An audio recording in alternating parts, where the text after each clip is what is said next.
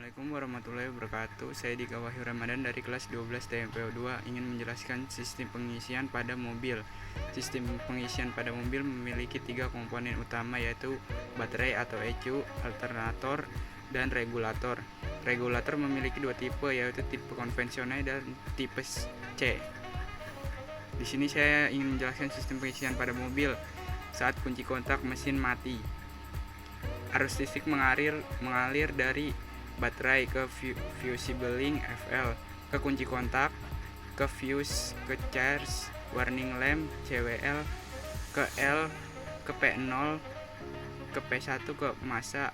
Akibatnya lampu pengisian menyala. Pada saat yang sama, arus dari baterai yang mengalir ke FL, ke KK, ke fuse, ke IG, ke P1, ke P0, ke terminal F, regulator F, alternator, ke rotor coil RC, ke massa. Akibatnya pada RC timbul medan magnet rendah. Apabila mesin hidup dengan kecepatan rendah, maka tegangan terminal N alternator mengalir ke terminal N regulator. Kemudian kumparan voltage relay ke massa. Akibat pada kumparan voltage relay timbul medan magnet, sehingga terminal P0 tertarik dan menempel dengan P2. Akibat lampu pengisian menjadi padam karena tidak mendapatkan massa. Output dari SC disalurkan ke diode dan disearahkan menjadi arus searah DC, kemudian mengalir ke terminal B alternator, kemudian mengalir ke baterai. Terjadi pengisian baterai, arus dari baterai B juga mengalir ke B REG, ke P2, ke P0, kemudian kumparan voltage regulator ke massa. Akibatnya terjadi medan magnet pada kumparan voltage regulator karena putaran rendah. Tegangan output alternator cenderung rendah.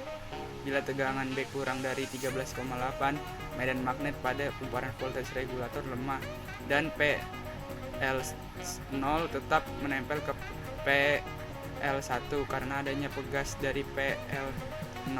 Akibat arus yang besar mengalir ke LG, ke PL1, ke PL0, ke F regulator, ke F alternator, ke RC, ke massa. Maka yang mengalir ke RC besar dan medan magnet pada RC kuat.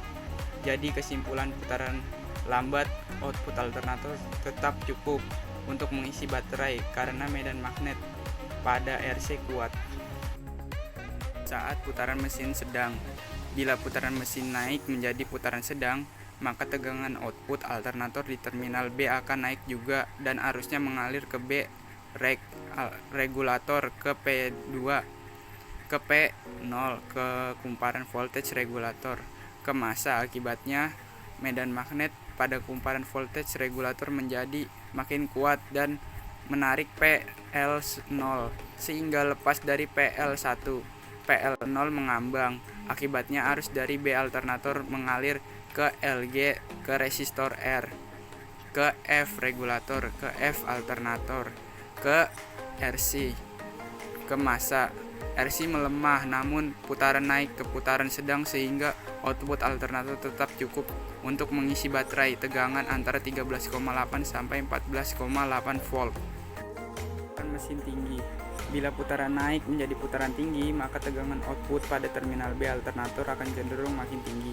Bila tegangan tersebut melebihi 14,8 volt, maka kemagnetan pada kumparan voltage regulator semakin kuat sehingga kontak PL0 tertarik dan menempel dengan PL2A. Akibatnya arus yang berasal dari LG mengalir ke R, ke PL0, ke PL2, ke massa, tidak mengalir ke RC. Hal ini menyebabkan medan magnet pada RC drop. Output dari terminal B alternator menjadi turun. Bila tegangan output kurang dan tegangan standar 13,8 sampai 14,8 volt, maka kemagnetan pada voltage regulator melemah lagi sehingga PL0 lepas dari PL2. Arus dari LG ke R kembali mengalir ke RC, ke massa, sehingga medan magnet pada RC kembali menguat sehingga tegangan output alternator naik lagi. Bila tegangan dari B naik lagi dan melebihi 14,8 volt, maka proses berulang ke proses di atas secara berulang-ulang, dan PL0 lepas dari dan menempel dengan PL12 secara periodik sehingga output alternator menjadi stabil. Sekian dari saya. Wassalamualaikum warahmatullahi wabarakatuh.